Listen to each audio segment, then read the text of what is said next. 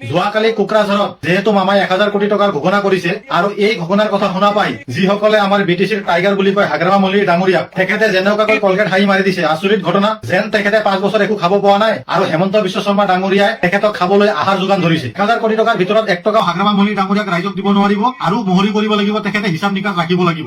মামাৰ পৰা এই কথা শুনা পাই হাগ্ৰামা মল্লিক ডাঙৰীয়াই মুখটো কলা কৰি তলফালে চাইফালে বহি আছে। হাগ্ৰামা মল্লিক ডাঙৰীয়াই বিটিআৰ ৰেকৰ্ডৰ নাম লৈ যোৱা নিৰ্বাচনত ননবৰো মানুহসকলৰ মাজত যি এটা অপপ্ৰচাৰ চলাইছিল, তেওঁলোকক যেনেকৈ ভয় খুৱাইছিল আৰু তেওঁলোকৰ পৰা ভোট ল'বলৈ সক্ষম হৈছিল যে বিটিআৰ চুক্তিৰ 7.2 দফা অনুযায়ী বিটিআৰ ৰেকৰ্ডত স্পষ্টকৈ লিখা আছে যে বিটিচিত উচ্ছেদ হ'ব বুলি।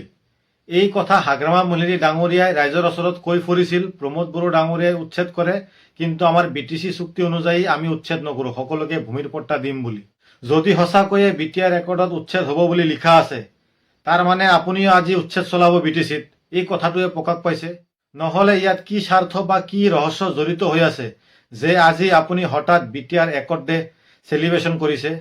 কাৰণ যোৱা দুদিনমান আগতো আপুনি কৈছিলে যে আমি বিটিচি চুক্তি কৰিছোঁ, আমি বিটিআৰ চুক্তি কৰা নাই, ইয়াৰ কথা মই নাজানে বুলি। আৰু যোৱা দিনবোৰতো আপুনি সদায় আমি দেখা পাই আছো বিটিআৰ ৰেকৰ্ডৰ বিৰোধিতা কৰি আহিছে, বিটিআৰ চুক্তি ভেলুলেছ, এই চুক্তিত একো নাই বুলি। বৰঞ্চ আপুনি নিজে এজন বিটিআৰ ৰেকৰ্ডৰ ছিগনেটৰী। তিতা কেনেকৈ আজি হঠাৎ মিঠা লাগি গৈছে আপোনাৰ তাত? আচৰিত কথা। নে ডক্টৰ হিমন্ত বিশ্ব শৰ্মা আমাৰ অসমৰ CM আপোনাক বিটিআৰ ৰেকৰ্ড চেলিব্ৰেশ্যন কৰাৰ কাৰণে তেখেতে হেঁচা প্ৰয়োগ কৰিছে? আচল কথাটো হ'ল যে প্ৰমোদ বড়ো ডাঙৰীয়াই বিটিআৰ চুক্তিৰ আধাৰত যি 800 কোটি টকা চেংচন কৰা এছআৰৰ পিছত যি ভোটাৰ তালিকা প্ৰকাশ, আজি ভোটাৰ তালিকাখন প্ৰকাশ পালে, যোৱা সময়ত চাইছিলে হাগ্ৰামা মহিলাৰী ডাঙৰীয়াই কৈছিল যে এছআৰৰ নামত বিটিআৰ অঞ্চলত কোনো এজন লোকৰ নাম কৰ্তন কৰা নহ'ব। আজি তেওঁৰ এই কথাটো মিছা যে প্ৰমাণ হ'ল, এইটো আজি তথ্যত ওলাই গ'ল। কাৰণ হাগ্ৰামা মহিলাৰী ডাঙৰীয়াই নিজেই কৈছিল বিটিআৰ অঞ্চলত এজন মানুহৰ নাম যি স্থায়ী ভোটাৰ হয় আৰু এই ভোটাৰৰ নাম কোনো পদ্ধতি কৰ্তন কৰা নহ'ব।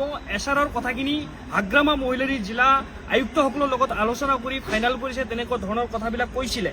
কিন্তু দেখা পাইছোঁ আজি ওদালগুৰি জিলাতো প্ৰায় 40,000তকৈ অধিক, আজি বাক্সা জিলাৰো প্ৰায় 6,000তকৈ অধিক, গোসাইগাঁৱতো বিভিন্ন জিলাত এনেকুৱা এই বিটিআৰ অঞ্চলত এই মানুহখিনিৰ নাম কৰ্তন কৰা হৈছে।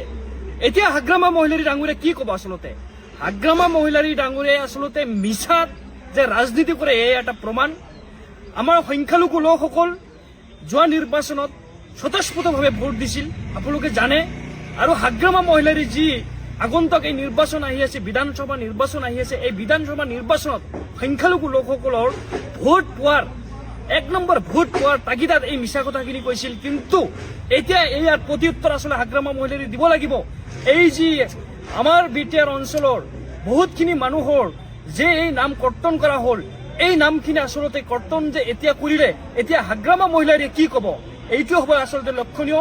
এইবাৰ সংখ্যালঘু ৰাইজ হাগ্ৰামা মহিলাৰীক প্ৰত্যুত্তৰ দিব আৰু হাগ্ৰামা মহিলাৰীয়ে এই যি আমাৰ মানুহৰ, আমাৰ লোকসকলৰ যি আচলতে নামখিনি কৰ্তন কৰা হৈছে এই বিটিআৰ অঞ্চলত, এই মানুহে কিন্তু এইবাৰ আৰু হাগ্ৰামা মহিলাৰী ডাঙৰীয়াক BPF দলটোক কিন্তু বিধানসভা নিৰ্বাচনত স্পষ্টভাৱে ইয়াৰ উত্তৰ দিব বুলি মই আশা কৰিছোঁ।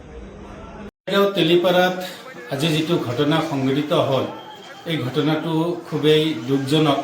এই ঘটনাত জড়িত প্ৰত্যেকজন ব্যক্তিৰ বিৰুদ্ধে আমি তদন্ত বিচাৰিছোঁ। দ্বিতীয় কথাটো হৈছে হাগ্ৰামা মহিলাৰী ডাঙৰীয়াই শাসনভাৰ লোৱাৰ পিছৰে পৰা আমি দেখিছোঁ বিটিচি অঞ্চলত এক অশান্তিৰ পৰিৱেশ গা কৰি উঠিছে।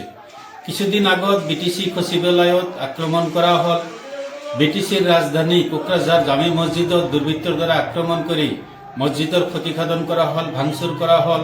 কোকৰাঝাৰ টাউনত মুছলমান ব্যক্তিক মাৰধৰ কৰা হ'ল, বড়ো আদিবাসীক সংঘাত হৈ মানুহ শিবিৰত থাকিব লগা হ'ল। কোকৰাঝাৰৰ চিৰাঙৰ দৰে জিলাত 7 দিনকৈ ইণ্টাৰনেট কৰ্তন কৰা হ'ল।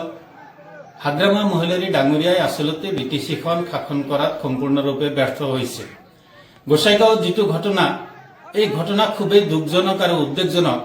এজন মুছলমান যুৱকক সেই তেলিপাৰা টোলগেটত তেওঁক বেয়াকৈ মাৰধৰ কৰাৰ লগতে তেওঁক গাহৰিৰ মাংস খাবলৈ দিয়া হ'ল, তেওঁৰ মুখত পেচাব কৰি দিয়া হ'ল, তেওঁৰ মুখত পুৰুষ লিংগ সুমুৱাই দিয়া হ'ল।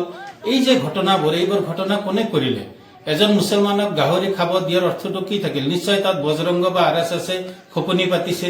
আমি শুনামতে হাগ্ৰামা মহিলাৰী ডাঙৰীয়াৰ পোহনীয়া ভেৰণীয়া গুণ্ডা বাহিনীয়ে শ্ৰীৰামপুৰ টোল গেটত জোৰ জবস্তি গুণ্ডা টেক্স লোৱাৰ কাৰণে আজি এই পৰিৱেশটো সৃষ্টি হৈছে। হাগ্ৰামা মহিলাৰী ডাঙৰীয়াই কেৱল আৰু কেৱল মাত্ৰ কমিশ্যনৰ অংকত তেওঁ ব্যস্ত হৈ আছে।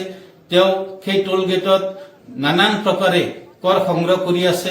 এইবোৰ ঘটনা বন্ধ হ'ব লাগে। অসম চৰকাৰে ইয়াৰ ওপৰত ব্যৱস্থা ল'ব লাগে। আৰু হাগ্ৰামা মহিলাৰী ডাঙৰীয়াই যিহেতু বিটিচিখন প্ৰকৃততে শাসন কৰাত ব্যৰ্থ হৈছে, তেখেতে কম সময়ৰ ভিতৰত বিটিচিৰ শাসনৰ পদ পদত্যাগ কৰিব লাগে।